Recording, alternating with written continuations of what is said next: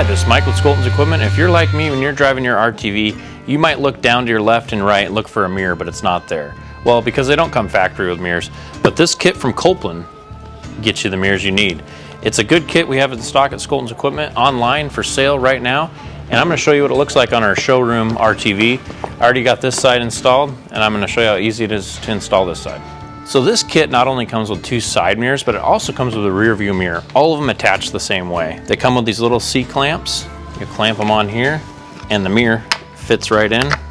And it's a threaded, they come with a nut and a bolt, and you only need is one tool to install. It's an Allen wrench. It doesn't come with the Allen wrench, but most people have the Allen wrench anyway. So, I already got this clip in. You do have to loosen up your windshield if you're going to put it in, if you have a windshield on, which is really easy if you have the clamp-on windshield from Kubota.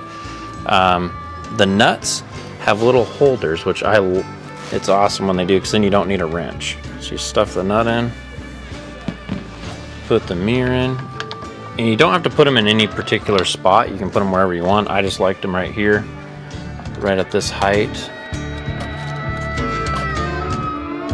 You just push a little hole.